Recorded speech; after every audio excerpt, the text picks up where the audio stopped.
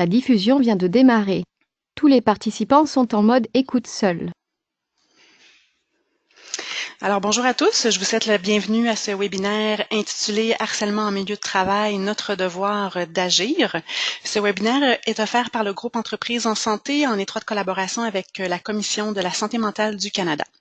Mon nom est Danielle Germain, je suis coordonnatrice relations auprès des membres et des fournisseurs pour le groupe Entreprises en santé. Je suis en compagnie de Madame Manon Poirier, qui est notre conférencière invitée aujourd'hui. Madame Poirier, est donc CRHA et directrice générale de l'Ordre des conseillers en ressources humaines agréés du Québec. Regroupant 10 000 membres, l'Ordre assure la protection du public et contribue à l'avancement de ses membres CRHA et CRIA.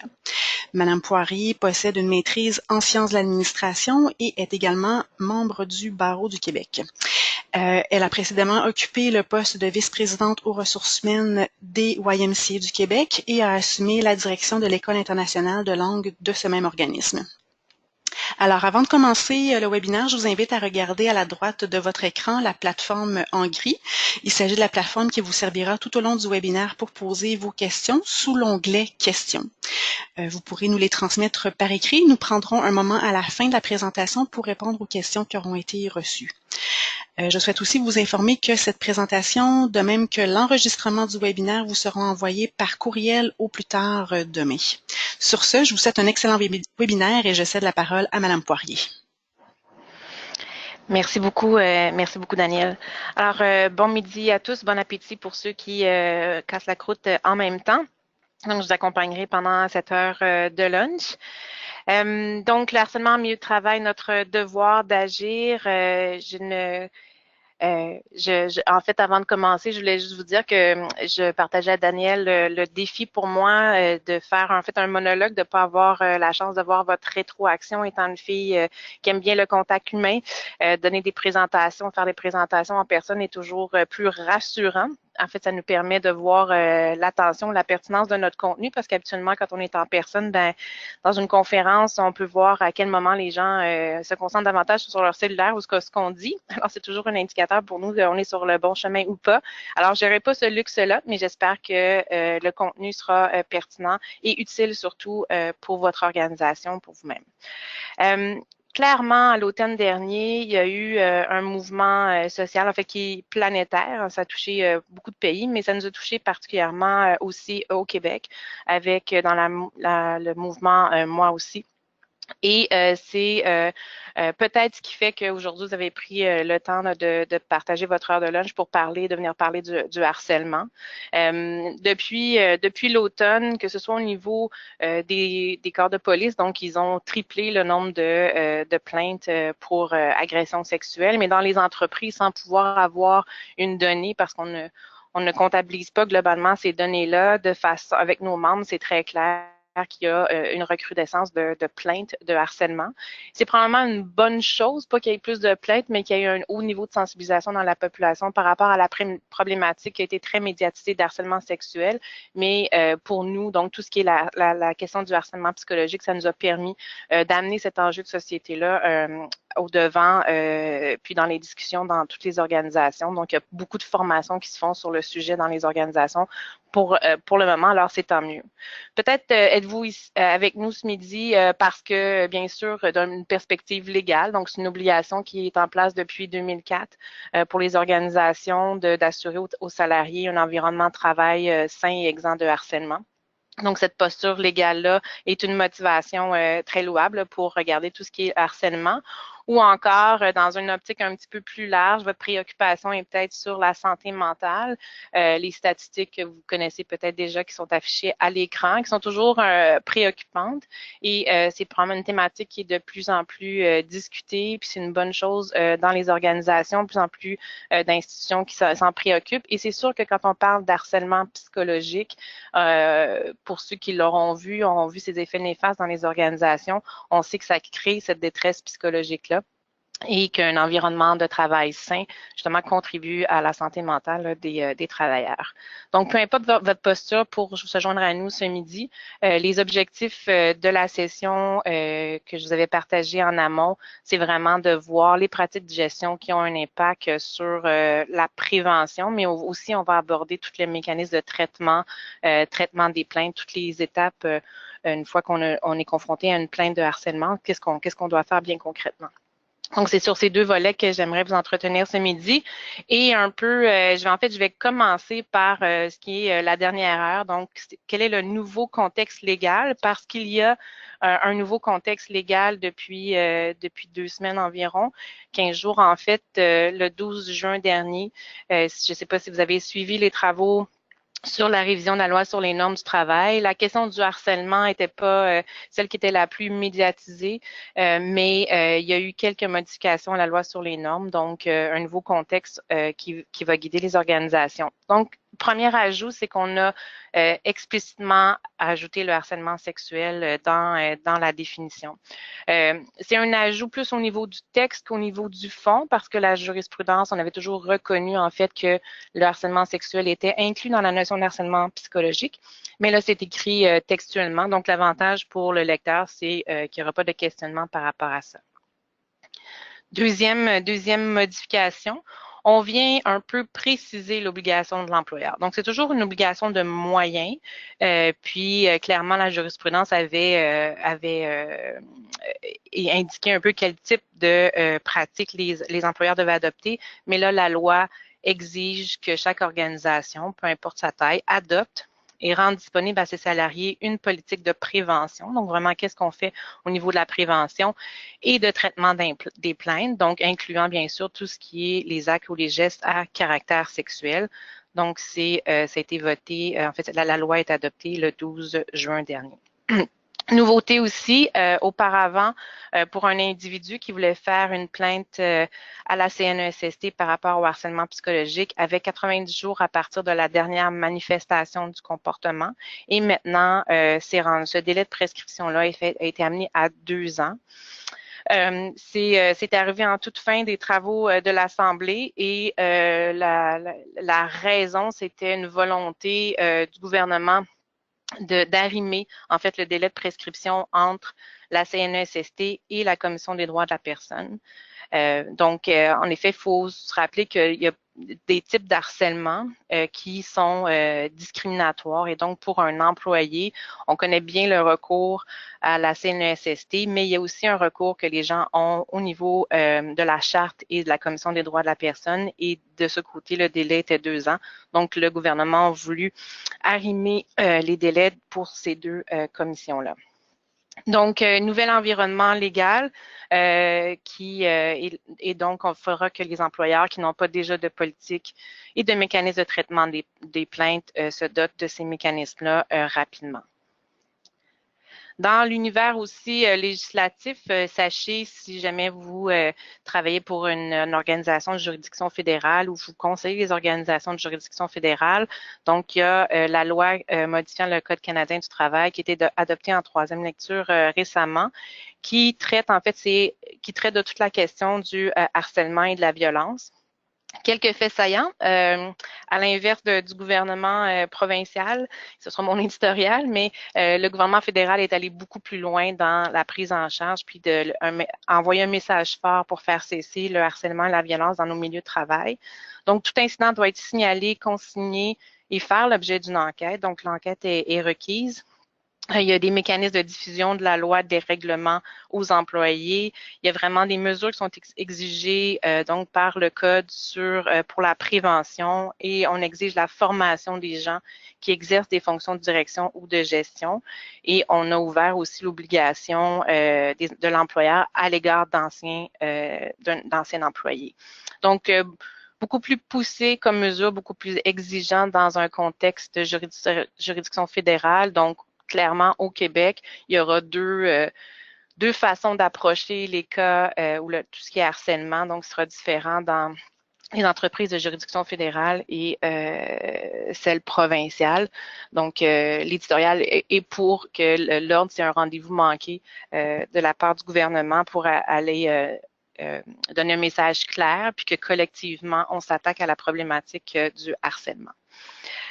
Il n'en demeure pas moins qu'on a un certain nouveau cadre législatif, puis on pourra continuer à discuter de ce sujet d'importance et votre intérêt ce midi là, est en ce sens-là. Donc, qu'est-ce que le harcèlement psychologique? Donc, à la base, la loi sur les normes du travail nous donne une définition de ce que constitue le harcèlement psychologique. Donc, j'ai reporté à l'écran cette définition-là et on aura l'occasion de venir plus en détail sur chacun des éléments un petit peu plus tard quand on s'intéressera notamment à la recevabilité et à l'enquête. Donc, j'y reviendrai plus en détail. Donc, qui sont les travailleurs protégés par la loi par rapport au harcèlement notamment. Donc, ça exclut les travailleurs autonomes, bien sûr, et les employés qui ne sont pas concernés par la loi sur les normes, donc les employés qui travaillent dans une entreprise de juridiction fédérale. Mais donc, pour les modalités propres au harcèlement, ça inclut vraiment tout le monde, incluant les cadres supérieurs. Il faut savoir aussi que la protection ou l'exigence de l'employeur d'assurer un milieu sain, ce n'est pas que entre collègues ou patrons subordonnés, mais aussi la notion s'étend à des fournisseurs et des clients. Donc, comme organisation, on a le devoir d'assurer un milieu sain, mais ça inclut aussi les interactions que les employés peuvent avoir avec des gens de l'externe. On a beaucoup parlé depuis l'automne de l'impact ou la manifestation du harcèlement sexuel, mais c'est sûr qu'au niveau du harcèlement psychologique de façon plus large, bien, ça se manifeste de différentes façons. Puis, c'était intéressant dans les interventions que l'Ordre a faites au niveau des gouvernements et tout ça pour sensibiliser à la question. Des fois, c'était pas bien compris quel visage prenait le harcèlement psychologique. Ça semblait plus clair pour les gens, le harcèlement sexuel. Mais au niveau du harcèlement psychologique, donc ce sont ce genre de gestes-là. Donc, empêcher quelqu'un de s'exprimer, l'isoler, discréditer publiquement quelqu'un sur la qualité de son travail, bien sûr, menacer les gens. Donc, ce ne sont pas toujours des comportements si visibles, si clairs, si probants. Souvent, c'est assez insidieux. Donc, si vous avez vécu des situations, vous savez à quoi je fais référence ou si vous avez à traiter des plaintes. Donc, c'est vraiment, souvent, c'est plus subtil comme comportement, c'est plus insidieux. Mais donc les impacts sont nécessairement aussi importants que ce qu'on a pu voir sur les impacts du harcèlement sexuel. Les conséquences du harcèlement sont multiples. Bien sûr, sur les individus, on parle de problèmes de santé physique, psychologique, de l'anxiété, la difficulté d'adaptation. Ça peut aller jusqu'à la dépression.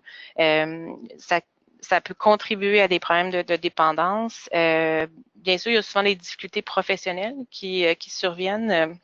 Et peut-être même une perte d'emploi liée au harcèlement, donc des pertes financières aussi. Ça peut se ramener vers la maison, bien sûr, puis tout ce qui est absence ou invalidité, donc sur les individus, les personnes qui sont directement concernées. Une entité qu'on oublie souvent dans les individus qui sont concernés par le harcèlement, c'est l'équipe. Pour avoir, au cours de ma carrière, vu ce genre de situation-là. Donc, l'équipe est souvent impliqués, témoins, et il y a un inconfort, donc c'est au-delà de une ou deux personnes là, qui sont directement concernées par les gestes. Donc, c'est sûr que pour l'entreprise, un problème de harcèlement veut nécessairement dire probablement dire une perte de productivité. On a parlé d'absentéisme et perte d'engagement de l'employé ou des employés, mais vu que souvent l'impact est plus large puis touche l'équipe, ben cette perte d'engagement-là, elle peut être plus grande. Donc, on peut augmenter les erreurs, diminuer la qualité des services. Et au fil du temps aussi, porter atteinte à la réputation de l'employeur. Donc, on l'a vu médiatiquement dans les cas de harcèlement, la notoriété, la réputation de l'entreprise, on en a vu s'effondrer très, très rapidement. Donc, c'est sûr que ça dépasse les personnes qui sont directement liées et l'effet est beaucoup plus large et dévastateur pour une entreprise également. Donc, d'où vient le harcèlement? dans les lectures au fil du temps, j'ai réalisé que l'Organisation mondiale de la santé s'était en fait intéressée à la question du harcèlement psychologique et avait fait des recherches et en venu à des conclusions sur quels étaient les risques, en fait, qu'il y avait une influence ou qu'il y a plus haute probabilité d'apparition de harcèlement dans une entreprise. Bon, bien sûr, souvent, on part avec le style de gestion ou l'inertie de la direction et du personnel quand il y a un constat où il y a des comportements qui sont inappropriés, qui ne sont pas adressés, ben implicitement, c'est comme si on venait soutenir ce genre de comportement-là parce qu'on n'agit pas. C'est le message qu'on livre. L'organisation du travail aussi. Souvent est un contributeur à des cas de harcèlement, donc l'importance de bien organiser le travail, de clarifier les rôles et responsabilités. Notamment une surcharge, bien sûr, le surcharge de travail peut être un contributeur. Des tâches mal définies, c'est un peu dans le même sens que ce que j'abordais précédemment.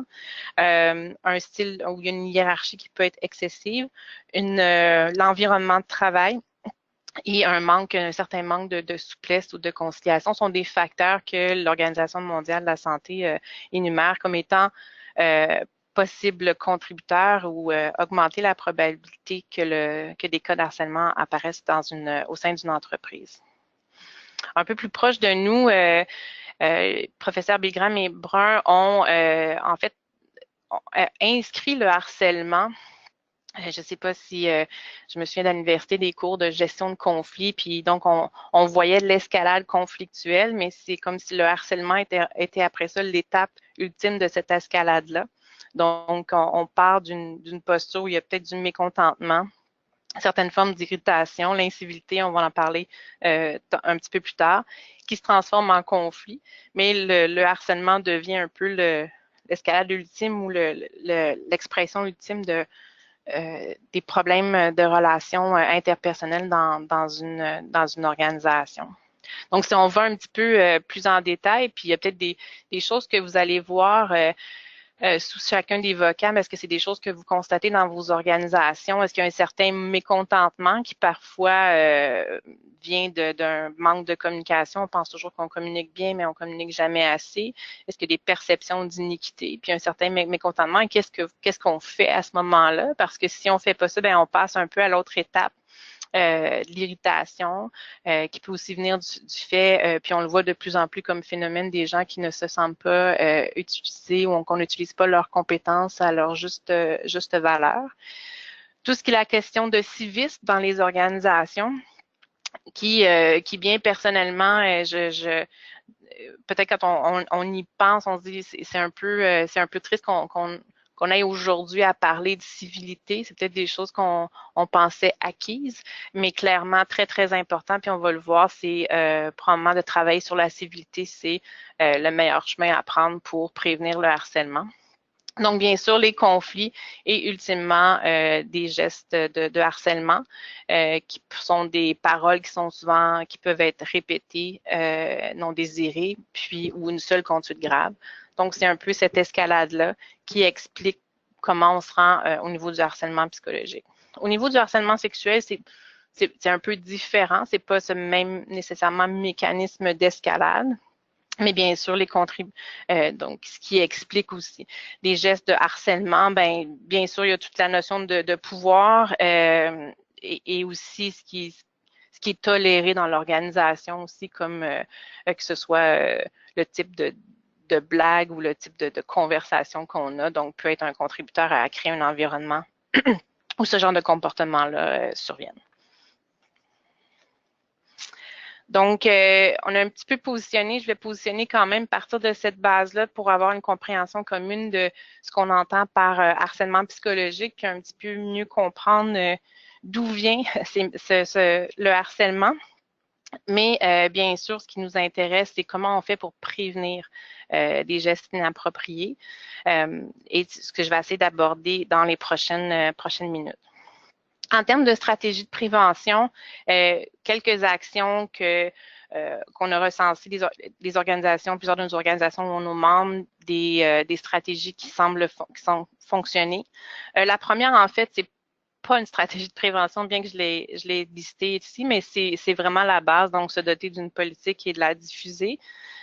Si vous en avez pas, si vous en avez une, peut-être la mettre à jour, la diffuser, donc on pourra en parler rapidement. Le deuxième élément en termes de stratégie de prévention, c'est vraiment d'adopter une approche intégrée.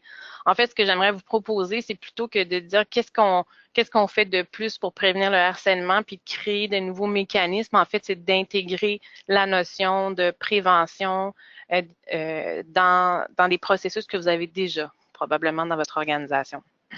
Troisième élément, bien sûr, la formation. C'est quand même une des approches les plus efficaces pour changer les comportements, puis finalement miser sur la civilité. Donc, je prendrai un petit peu plus de temps pour parler de civilité. Donc, au niveau de la politique, rapidement, faites un gabarit de ce qu'on devrait retrouver dans une politique de prévention et de traitement des cas de harcèlement. Donc, sans prétention là, que c'est le gabarit ultime, mais certainement, on espère, là, assez exhaustif pour vous assurer que vous avez une politique adéquate pour réaliser l'objectif, pour passer le message et bien sûr maintenant pour respecter les nouvelles exigences législatives. Donc, les objectifs, le champ d'application. Donc, c'est important de rappeler dans la politique que ça vise aussi les clients, les fournisseurs et les travailleurs autonomes qui travaillent proche de vous, donc ces gens-là, de les inclure dans votre définition. La notion du lieu devient importante parce que le phénomène des médias sociaux, bien sûr, il y a des comportements qui se font sur les médias sociaux qui n'étaient pas une réalité il y a plusieurs années, mais maintenant qu'il faut aussi intégrer les médias sociaux dans la notion de lieu. Et l'horizontal, de la même façon que le fédéral le fait, est-ce qu'on protège les employés au-delà ou les gens avec qui on interagit au-delà de leur temps auquel ils ont travaillé avec nous.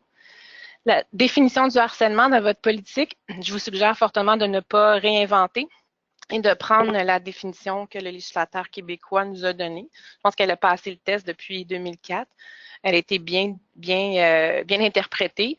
Puis, à quelque part, même si vous adoptiez une autre définition, la définition du harcèlement par le législateur demeure. Donc, pourquoi réinventer? Je penserais énoncer que c'est une responsabilité partagée. Un milieu sain, exemple de comportement inapproprié n'est pas simplement le lot des gestionnaire ou des dirigeants. Je pense que c'est important de rappeler à tous qu'ils ont un devoir en ce sens-là. Un aspect bien important, on a vu qu'un des enjeux au niveau du harcèlement, c'est la peur de dénoncer. Et souvent, j'ai vu plusieurs politiques, on affirmait l'engagement de l'organisation à un milieu sain, mais c'est pas clair quel était le mécanisme de dénonciation. Et ce mécanisme-là, il faut qu'il soit pertinent pour votre organisation. Un mécanisme de dénonciation sera probablement différent dans une organisation, une grande organisation, d'une très petite organisation. Est-ce qu'il y a un service des ressources humaines ou pas? Donc, c'est important de l'adapter à votre réalité. Donc, comment et à qui je dois dénoncer comme employé? Est-ce qu'il y a un CRHA, CRIA au sein de l'organisation? Donc, selon la réalité de l'organisation et aussi selon le poste occupé ou la relation avec la personne mise en cause. Donc, on peut imaginer si, par exemple, le mécanisme de dénonciation dans votre politique, c'est adresser ça à votre superviseur immédiat et que c'est cette personne-là contre qui je veux porter plainte. Alors, il faut que ça soit clair, le mécanisme. Est-ce que je m'adresse systématiquement aux gens en ressources humaines dans mon organisation? Est-ce que je peux aller voir le patron de mon patron?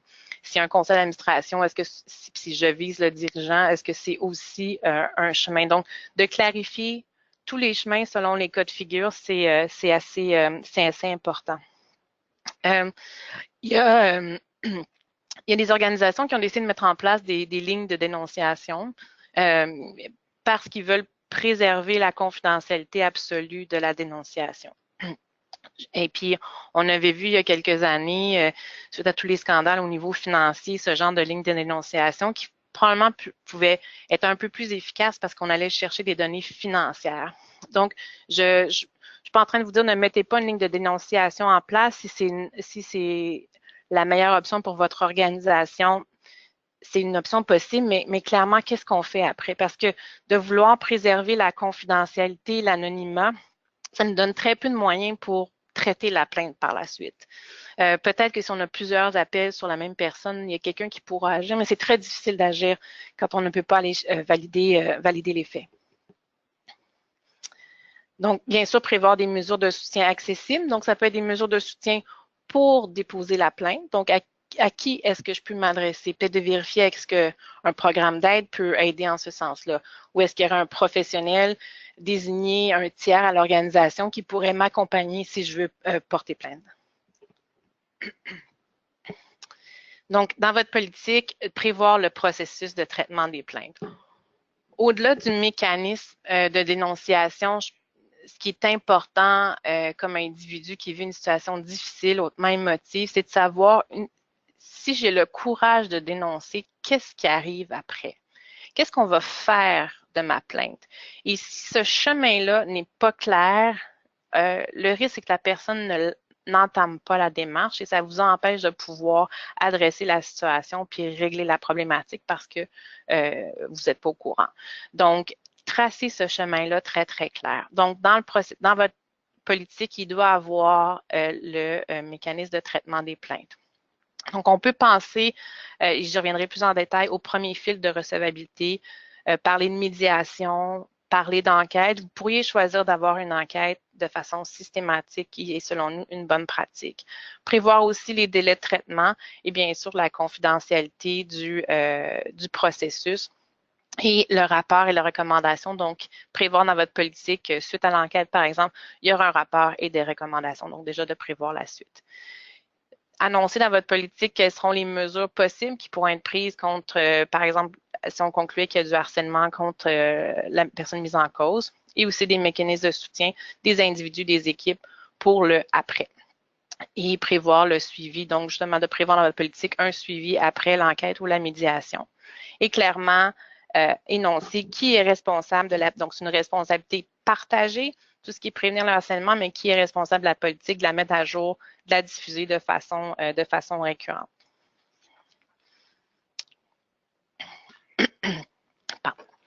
Donc, deuxième approche, plutôt que de créer d'autres mécanismes, si votre posture, c'est de voir comment je peux faire pour prévenir davantage, c'est en fait de vous servir des processus ressources humaines qui existent déjà dans votre organisation et d'intégrer toute la notion des attentes par rapport au comportement de civilité, de respect.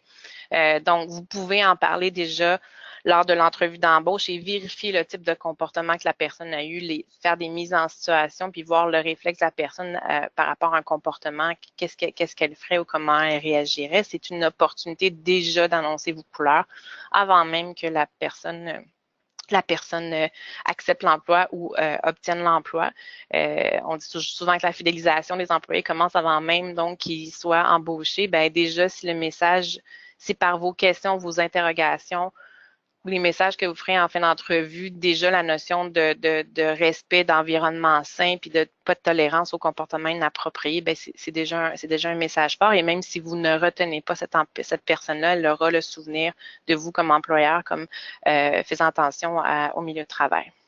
Donc, lors de la vérification des références d'un candidat, bien sûr, poser des questions bien spécifiques sur son comportement au travail, ses interrelations, on s'inquiète souvent, puis on pose souvent des questions sur des habiletés techniques, la capacité de gérer des projets, de livrer à temps, mais je pense que c'est une occasion de poser des questions plus spécifiques sur les comportements.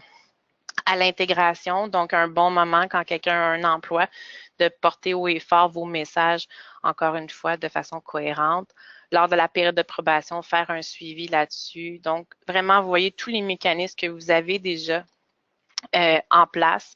Vous n'avez pas tous, mais vous en avez plusieurs, c'est sûr, pour saisir les occasions de parler, de l'aborder, de questionner. L'occasion des entrevues de départ, je sais que c'est parfois le processus négligé dans certaines organisations pour peut-être X raisons, mais c'est tellement un moment important et précieux pour aller questionner, puis avoir le pouls vraiment, parce que les gens habituellement sont un peu plus ouverts à discuter puis à de leur expérience et de voir est-ce que ces gens-là ont vu des comportements qui n'étaient pas appropriés et tout ça, est-ce qu'ils avaient l'impression qu'on les adressait à cette situation-là ou pas. Donc c'est un moment riche, puis ça peut vous aider dans votre objectif de prévention. Donc la civilité. En fait, on parle beaucoup de harcèlement, puis il faut diffuser la politique, il faut en parler, mais ce que je vous suggère, si vous voulez vous mettre en action, puis par où commencer, bon, la base, c'est la politique, c'est sûr, mais tout ce qui est civilité, c'est probablement un des leviers les plus puissants de ce qu'on a vu de l'expérience de nos membres dans les organisations. Donc, qu'est-ce qu'on entend par civilité? J'aime bien cette définition-là. En fait, elle me fait un peu sourire. La définition complète, c'est la civilité, c'est l'ensemble de tous les petits sacrifices que l'on doit faire si l'on veut être capable de vivre ensemble. On se doit d'agir avec civilité, même avec les gens que l'on n'aime pas, car la civilité est le plus petit dénominateur commun de nos relations interpersonnelles. Donc, agir avec civilité peut nous demander un effort, mais l'on souhaite tous que les autres fassent ce même effort envers nous. Donc, comme plus petit dénominateur commun de nos relations interpersonnelles. Donc, les règles de civilité dans votre organisation peuvent différer d'une à l'autre. Selon nos recherches, vraiment, les thèmes les plus pertinents puis qui font vraiment l'unanimité, c'est ces 5 thèmes que vous voyez. Donc, le respect, la collaboration, la politesse, le savoir-être et la courtoisie. Probablement des choses qu'on croyait acquises, mais malheureusement qui ne le sont pas et qui sont si importantes pour tout le monde puis pour les relations en milieu de travail. En fait, je vous ramenais un peu ce que vous allez reconnaître la pyramide de Maslow, mais l'importance de la civilité, des efforts de prévention à ce niveau-là, ce n'est pas d'avoir un milieu de travail où il y a du civisme, c'est pas un facteur de motivation. En fait, ça devient un facteur d'hygiène. En fait, c'est vraiment une base. Donc, l'importance de ces relations interpersonnelles-là. Donc, si cette base-là n'est pas là, c'est très difficile pour les gens de s'élever à d'autres facteurs de motivation puis sentir qu'ils sont reconnus puis s'accomplissent parce que la base n'est pas comblée. Donc, d'où l'importance d'investir sur la civilité. Donc, j'ai juste ressorti quelques exemples de civilité, en fait, qui est tiré d'un document là, qui a quelques années d'ailleurs, parce que fermer sa porte et frapper à la porte, c'est très peu courant maintenant dans les aires ouvertes. Mais bref, quand il y a des portes, ce genre de comportement-là, sont des petits exemples de civilité. Et à l'inverse, les exemples d'incivilité, on a fait un sondage, je pense que ça remonte à 3 ans à l'ordre, et une personne sur 2 nous disait qu'il y avait vraiment des commérages et de la médisance dans leur milieu de travail. C'est quand même un pourcentage qui nous a, je me souviens, qui nous avait un peu frappé. Mais c'est un genre de comportement qui manque de civisme, notamment le commérage ou les médisances qui sont très, très nuisibles pour un environnement de travail qu'on veut pourtant sain. Je vous partage un court vidéo, en fait, il y a 3 ans, c'était dans le même ordre d'idée. L'Ordre a fait un dossier sur la civilité qui est disponible sur notre site, là, qui est public, là, pas que pour nos membres. Et c'est 5 vidéos sur la civilité. Je pense que ça avait été très apprécié, mais j'ai sorti un extrait que j'aimerais vous partager sur les stratégies de prévention parce que vous allez voir des professionnels qui sont venus nous parler de programmes très concrets qu'ils ont mis en place au niveau de la civilité. Donc, ça dit que ça dure 9 minutes, mais je vais l'arrêter un peu plus tôt.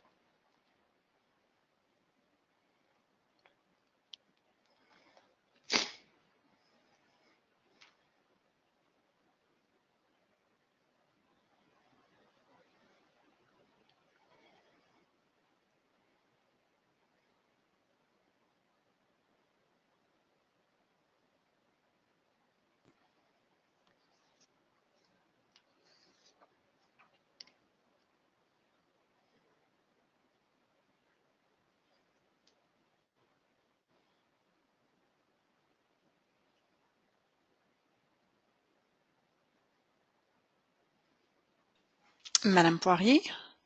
Oui. Oui, juste mentionner en fait qu'on n'a pas le son de la vidéo. Ah, ça va mal dans ce temps-là. Oui. Moi, je l'entends bien. Ah non, on l'a pas de notre côté. Bon, donc je vais l'arrêter à ce moment-là.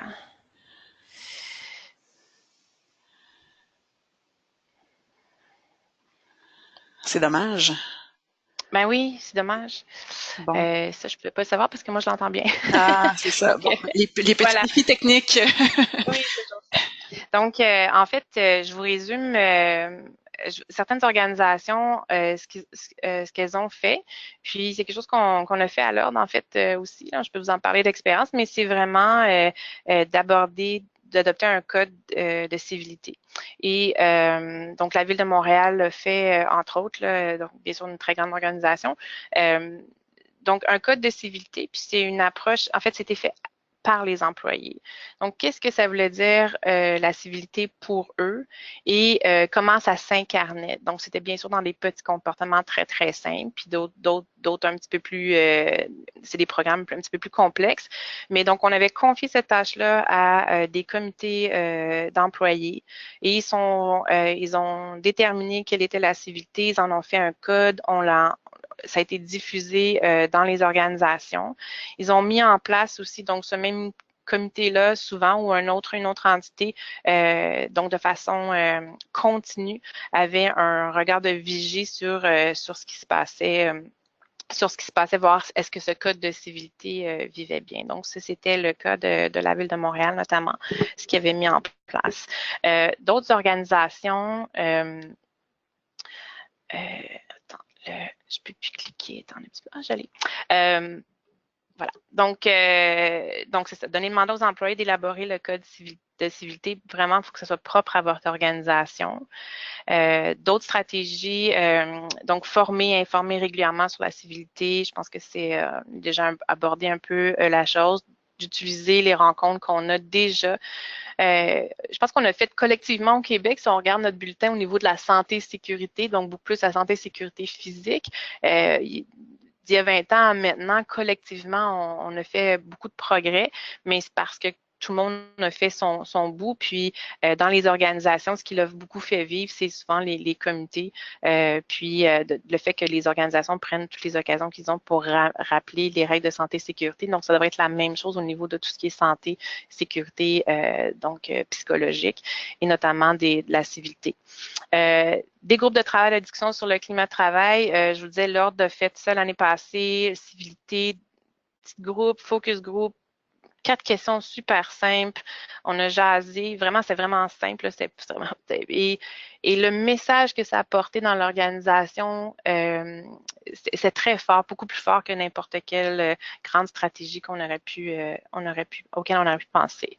Le dernier aussi, un modèle que vous connaissez peut-être, mais clairement qui est très présent dans les écoles, donc tous les programmes de jeunes pacificateurs et tout ça, fait qu'on a espoir que les gens, les plus jeunes qui vont venir dans nos organisations seront déjà formés, mais le modèle des médiateurs en milieu de travail que certaines organisations ont, donc c'est des gens qui sont formés, donc ça fait pas partie de leur rôle, mais qui sont formés comme médiateurs et à qui, notamment au niveau de la civilité, pourraient être des intervenants, des premiers intervenants si jamais il y avait des comportements qui respectaient pas le code de civilité et pourrait déjà agir ou accompagner les gens qui vivent des comportements ou des interactions plus difficiles.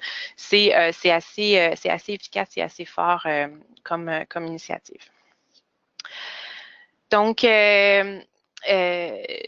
prévention derrière nous et si jamais il devait avoir un problème au niveau du traitement des plaintes, on a parlé du mécanisme de dénonciation un petit peu plus tôt dans votre politique.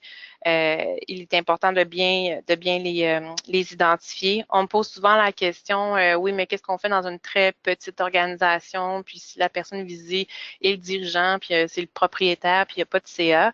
Ce que j'ai vu qui fonctionne bien, c'est d'identifier, par exemple, un CRHA qui travaille, qui est qu'il y a un consultant, par exemple, à qui on donne ce mandat-là, peut-être que les employés l'auront vu, il aura fait quelques formations, mais bref, de donner un mécanisme extérieur. C'est sûr que si la très petite organisation, 4-5 personnes, c'est le dirigeant qui a des comportements d'harcèlement, très clairement, même si on enquête, l'enquêteur et tout ça ne pourra pas dire au propriétaire de partir, mais au moins minimalement pourra sensibiliser le propriétaire de l'organisation en disant voici tes comportements, voici ce que j'ai entendu. Si tu continues, puis dans un contexte de pénurie de main-d'œuvre, c'est pas comme ça que tu vas garder tes gens. Donc, bien que c'est un contexte particulier, puis dans une économie de PME au Québec, c'est un contexte qui est courant, il y a quand même moyen de mettre un mécanisme en place puis de pouvoir agir. Donc, au niveau du traitement des plaintes, donc si jamais vous avez une plainte, donc bien sûr, relevez votre politique avant de l'aborder pour s'assurer que vous êtes en cohérence avec cette politique-là. Première chose à faire, bien sûr, c'est d'informer la personne mise en cause qu'il y a une plainte qui a été déposée à son endroit. Donc, c'est un droit de base de la personne de savoir qu'il y a une plainte. Considérer une mesure transitoire. Donc, si les gens sont en interaction très proche, s'il y a une relation de subordination, s'il y a qui sont des collègues, donc considérer peut-être une mesure transitoire, soit de déplacer quelqu'un temporairement, l'affecter à une autre équipe, faire relever une personne d'un autre gestionnaire temporairement, ou encore s'il n'y a pas, faut vraiment c'est pas toujours requis, donc des fois la collaboration peut quand même se maintenir, mais si c'est requis, on peut aussi envisager là, une suspension avec sol pour la personne mise en cause. Il y a une étape qui est pas toujours faite, mais qu'on recommande de faire, c'est vraiment d'étudier la recevabilité de la plainte. Et je vais vous entretenir quelques minutes dans quelques secondes sur ce sujet-là. Proposer une médiation lorsqu'adéquat, bien que l'Ordre croit beaucoup à l'enquête, je pense qu'à tout moment, une médiation peut être pertinente, soit en amont ou encore à tout moment s'il y a une enquête qui a débuté. Donc, c'est souvent une façon de régler une situation en incluant la participation des gens. Si on doit procéder à l'enquête, donc on en parlera un petit peu plus tard, analyser et conclure, bien sûr, et effectuer le suivi. Une petite note, si jamais les éléments qu'on vous amène sont de nature qui relèvent du code criminel, notamment une agression sexuelle, bien là, il faut penser à aviser les autorités compétentes parce que ce sont des bords du harcèlement, ce n'est pas de notre ressort. Donc, la recevabilité de la plainte, c'est une étape où on peut regarder avec les faits qu'on a, la plainte qu'on a eue, est-ce que la plainte, elle est frivole? Donc, avant de débuter, par exemple, un processus d'enquête, c'est un simple examen initial. L'idée, c'est pas de regarder sur le fond, mais est-ce que dans les éléments qu'on a pour le moment, s'ils s'avéraient justes et véridiques, est-ce qu'on a suffisamment d'éléments pour démontrer qu'il y a du harcèlement psychologique. Donc, c'est sûr que parfois, on a des plaintes, puis un employé qui dit « mon patron est toujours sur mon dos », puis on cherche c'est ce qu'ils nous disent, puis on cherche des faits, tout ça, et on n'en a pas, ben c'est très difficile d'aller plus loin avec une plainte qui n'est pas très justifiée ou sur laquelle il n'y a pas beaucoup de matière. Donc, une plainte, voir si la plainte est vexatoire ou de mauvaise foi. Dans certains cas, une première rencontre avec le plaignant nous permet de voir si, en fait, la plainte n'est pas nécessairement, elle est faite de mauvaise foi pour nuire à la personne. Donc, c'est pas courant, mais malheureusement, c'est un outil que certains utilisent. Il faut savoir qu'au niveau de la recevabilité de la plainte, encore, c'est si tous les éléments s'avéraient, est-ce qu'il y a présence de toutes les composantes de la définition du harcèlement que nous donne le législateur. Donc, le premier fil de recevabilité avant d'aller à l'enquête, par exemple, pourrait nous permettre de conclure si les éléments sont tous présents. Donc, on parle souvent de harcèlement comme un comportement répétitif. Donc, c'est ce qui cause que du harcèlement parce que parfois un geste qui peut être inapproprié mais qui n'est pas grave de nature, il n'est pas répété, ça ne constitue pas du harcèlement. Donc, ça pourrait être une réaction dans un conflit, par exemple, où la personne va crier, va injurier quelqu'un. C'est inacceptable, faut le traiter, mais on ne parle pas nécessairement de harcèlement parce qu'il n'y a pas le caractère répétitif. Mais bien sûr, un événement grave, un seul événement peut constituer du harcèlement s'il est suffisamment grave. Un commentaire sur l'intention. Donc, pour conclure qu'il y a du harcèlement psychologique, il y a la personne, donc la mise en cause, ou là, la mise en cause n'a pas nécessairement, devait pas avoir l'intention de, mais est-ce que la personne raisonnable qui recevait ce comportement aurait conclu, aurait été vexée du comportement de la personne mise en cause. Donc, voilà, c'était les éléments que je voulais soulever. Je regarde le temps passe si vite.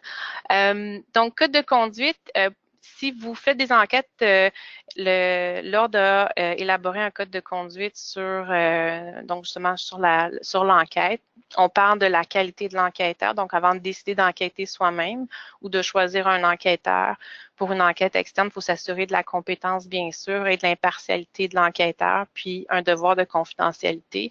Donc, bien sûr, si on fait affaire avec un CRHA, CRIA, tous ces éléments-là sont déjà dans le code de déontologie. Donc, par exemple, le secret professionnel est un des éléments qui lie les professionnels CRHA, CRIA. Donc, dans le document, le code de conduite, vous pouvez le retrouver en ligne, il est disponible au public. On aborde chacun des éléments, chacune des étapes de l'enquête.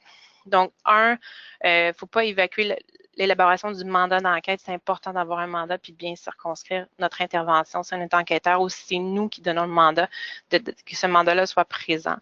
Vous allez trouver dans le guide toute l'information sur comment on se prépare à l'enquête, comment on avise la personne mise en cause, qu'est-ce qu'on lui dit, est-ce qu'un témoin peut être accompagné, selon, donc bien sûr le code pour nous, c'est la directive pour nos membres, mais nous, on permet aux témoins, par exemple, d'être accompagnés, mais l'accompagnateur ne doit pas intervenir. Comment on prépare les entrevues, des grilles déjà préparées, donc on ne peut pas improviser une enquête, c'est extrêmement difficile pour les gens impliqués, puis il y a beaucoup d'enjeux pour l'organisation. Et donc, la rédaction du rapport et des recommandations. C'est une chose pour nous qui est importante puis qui n'est pas assez présente dans le code que vous allez lire, si vous allez le chercher puis parce qu'on va le remettre à jour, mais c'est vraiment l'importance des recommandations. Parce que c'est plus bizarre à dire, mais pour nous, l'enquête est un moyen de prévention, c'est-à-dire que on est trop tard parce qu'il y a déjà eu des comportements inappropriés, mais une fois qu'on a conclu une enquête, puis si on fait des recommandations, bien sûr, on fait des recommandations par rapport aux mises en cause, est-ce qu'on doit prendre une mesure disciplinaire par rapport à la personne ou pas, mais c'est l'occasion de dire à l'organisation, ben peut-être que tu as du travail à faire avec cette équipe, peut-être de la formation à faire de tes gestionnaires, donc c'est le moment de faire des recommandations pour que par la suite, ce genre de comportement-là ne se reproduise plus. Et une question qui est importante, c'est et s'il n'y a pas eu de harcèlement, vous faites une enquête et vous concluez qu'il n'y a pas eu de harcèlement, s'il vous plaît, quand même, passez à l'autre étape. Il n'y a pas eu de harcèlement, on a vérifié que la plainte n'était pas frivole, il y a quand même quelque chose qui se passe dans ces relations interpersonnelles-là. Il y a un conflit qui n'est pas réglé et c'est pas parce que légalement, il n'y a pas de harcèlement qu'on ne devrait pas agir par la suite. Et finalement, d'ailleurs, si vous êtes dans une démarche plus large, parce que souvent, regardez la question du harcèlement s'inscrit dans une volonté plus large des organisations d'offrir un environnement sain à ses employés et tout ça, bien, le guide là, de la norme nationale du Canada sur la santé et la sécurité psychologique en milieu de travail aborde bien sûr le harcèlement. C'est une des composantes qu'on doit regarder pour avoir un milieu sain. Donc, ce guide-là peut aussi vous outiller pour aborder toute la situation beaucoup plus large de la santé et la sécurité psychologique dans nos organisations. Dernière petite note, la semaine dernière, le gouvernement québécois a annoncé un programme de 6 millions de dollars sur 3 ans dédié justement à soutenir les employés et employeurs dans la mise en place, dans la gestion, le soutien de tout ce qui est harcèlement psychologique. Donc, c'est venu suite à la modification de la loi. Donc, 3 millions ira aux représentants des employeurs et 3 millions aux représentants des travailleurs. Donc, si vous êtes partie d'une association, un comité sectoriel et tout ça, il y aura peut-être des sous pour vous aider à la mise en place de programmes ou d'initiatives de prévention, de traitement des plaintes. Alors voilà, je vous laisse aux questions. Elles sont bienvenues. Parfait, merci beaucoup, Madame Poirier. Ça a été vraiment une présentation vraiment très complète, très intéressante, instructive. On va effectivement passer à la période de questions. Je rappelle aux participants là, que vous pouvez poser vos questions sous l'onglet questions dans la plateforme en gris là, à la droite de votre écran. Concernant la petite vidéo là, qu'on n'a pas pu visionner tantôt, je vous propose peut-être en fait qu'on pourrait l'envoyer par courriel après la présentation là, donc avec le PowerPoint et tout. Alors on pourra inclure le lien là vers la vidéo. Est-ce que ça vous conviendrait comme ça, Madame Poirier? Oui, c'est parfait. Oui, bon, excellent. Alors, donc, on a reçu justement une première question en lien avec un des derniers points que vous avez abordé là, dans les cas où il n'y a pas eu de harcèlement. Est-ce qu'il y a dans ce cas-là parfois des processus de réparation ou de conciliation là, entre la personne qui a été faussement accusée et ses collègues? Oui, ben c'est sûr que c'est vraiment une situation cas par cas, mais si on conclut qu'il n'y a pas d'enquête, c'est sûr qu'il y a une relation qui est brisée, qui l'était déjà, qu'on doit réparer. Donc, souvent, j'ai vu des processus de médiation qui se continuaient pour s'assurer de rétablir la collaboration de ces gens-là. Donc, on est souvent en posture de gestion de conflit plus que d'en traiter un cas de harcèlement. Mais donc la médiation est souvent, en fait, selon moi, un des outils les plus importants pour s'assurer qu'il y ait minimalement une relation de collaboration fonctionnelle entre ces deux personnes-là. OK, parfait. On a reçu également une autre question. Est-ce que vous avez des pistes de solutions lorsque le harcèlement en milieu de travail est reconnu comme étant systémique? Ouais. C'est sûr que là, c'est costaud euh, quand c'est ancré un peu dans les mœurs. J'entendais quelqu'un qui me disait, nous, ça faisait partie de la culture de l'organisation. C'est un peu, Hum, ça fait un peu peur à entendre. hum, Là, je pense il faut détricoter ça un cas à la fois. T'sais, à quelque part, là, il faut que ça parte d'une volonté. Ça semble une évidence, mais il faut que ça parte d'une volonté de la haute direction. Si c'est la haute direction qui est mise en cause et les gens ont peu de pouvoir et pas un accès à un conseil d'administration pour faire changer les choses de façon significative, ben il y a une façon dans une économie aujourd'hui, euh, souvent on est moins dans une situation où les gens se sentent liés à un emploi, donc parce que le marché est tellement positif pour eux, donc fort à parier que si c'est systémique, à un moment donné, il y a des gens qui vont prendre des décisions. Mais de détricoter un système, je pense que c'est un cas à la fois. Là, je n'aurais pas de recette magique, mais c'est de les adresser un cas à la fois pour envoyer le message. Puis après ça, renforcer la formation. La formation demeure, selon moi, l'approche la plus efficace pour changer les comportements. Qu'on diffuse des politiques puis qu'on ait des conséquences, mais la formation, je pense que c'est ça qui vient changer les comportements dans les organisations. parfait. C'est effectivement pas simple là, comme situation. Merci.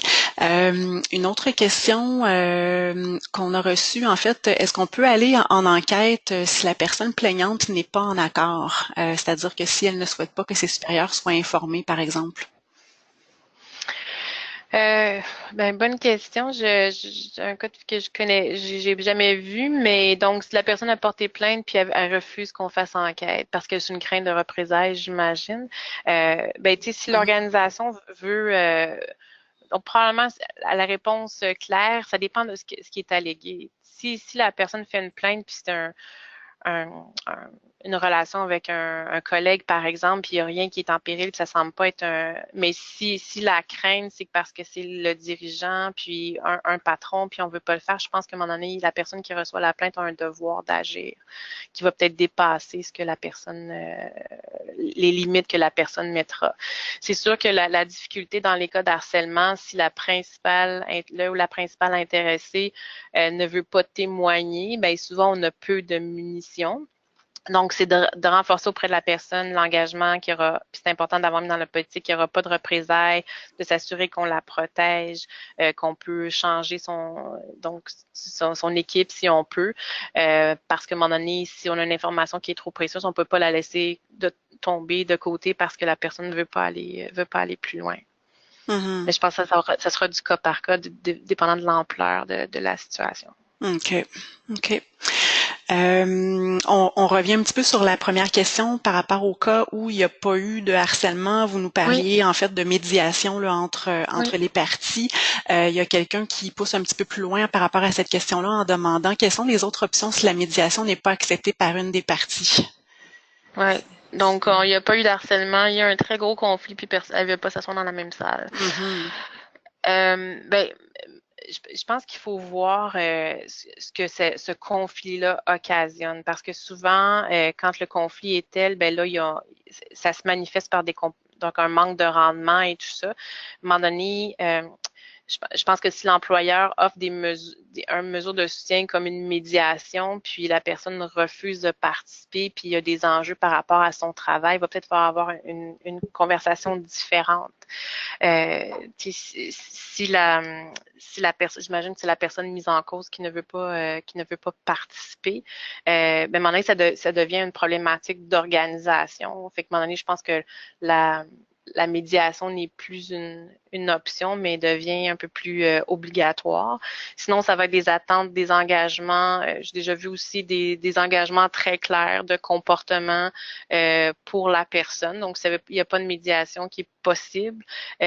Des engagements très clairs, formels, signés en termes de comment cette personne-là va agir avec l'autre pour minimalement assurer la fonctionnalité de l'équipe. Parce que Mhm. c'est une équipe qui n'est pas fonctionnelle. Tu as beau vouloir respecter la volonté d'un individu, à un moment donné, il faut que tu mettes la considération de ton organisation, de ton équipe au-delà de l'individu. Mhm. OK, merci. Également, donc, dans un cas où l'enquête révèle qu'il n'y a pas eu de harcèlement et que la plainte était de mauvaise foi, Mhm. est-ce que, en fait, quelles sont les mesures possibles dans ce contexte-là?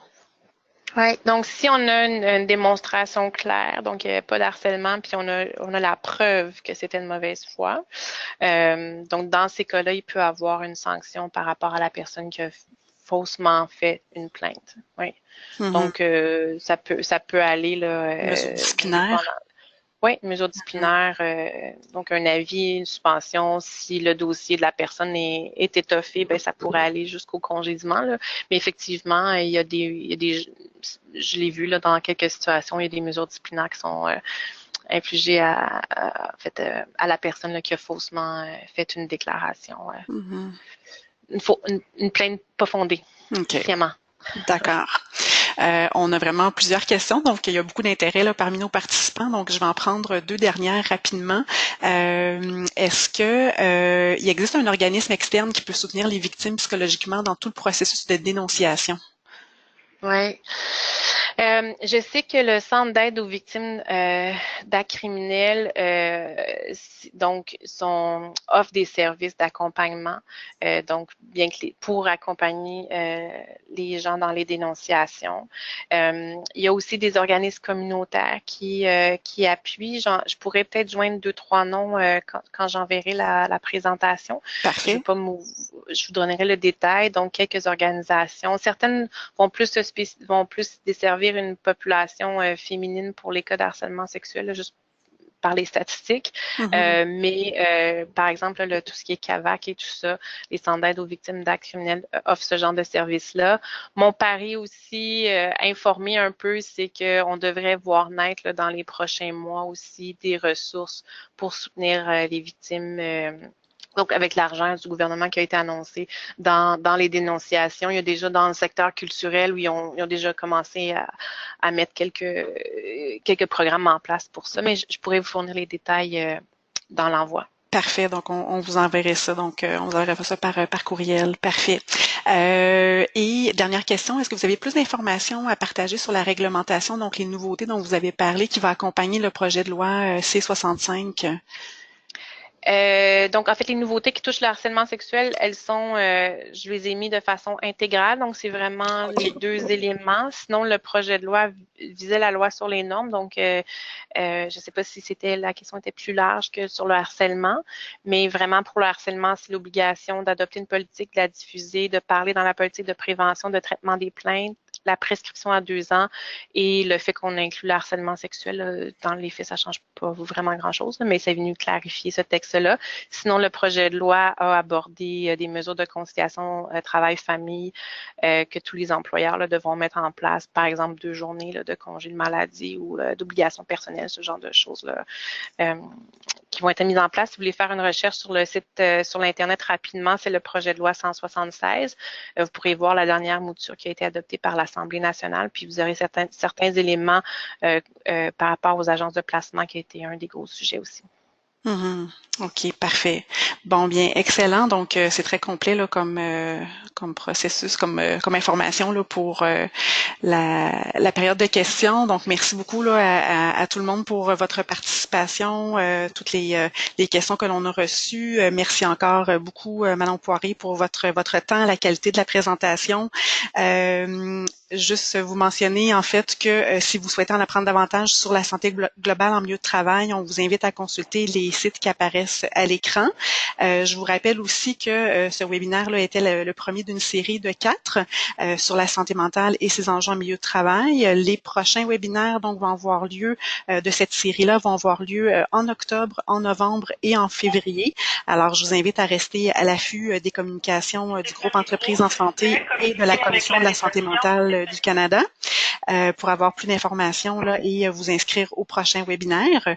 Et enfin, si vous avez d'autres questions là, sur la présentation, donc le contenu d'aujourd'hui, vous pouvez joindre Madame Poirier donc à cette adresse courriel. Et vous avez également là, à l'écran les coordonnées de la Commission de la santé mentale du Canada et du groupe Entreprises en santé pour toute autre question. Si vous n'avez pas de quoi noter là, présentement, sans problème, donc je vais inclure toutes ces informations-là dans le courriel de remerciement là, que vous allez recevoir suite au webinaire d'aujourd'hui avec là, les ressources et la vidéo là, dont on a parlé là, pendant la présentation. Alors, sur ce, donc, merci encore, Madame Poirier, merci à tous les participants et je vous souhaite à tous et toutes une très belle journée. Au revoir.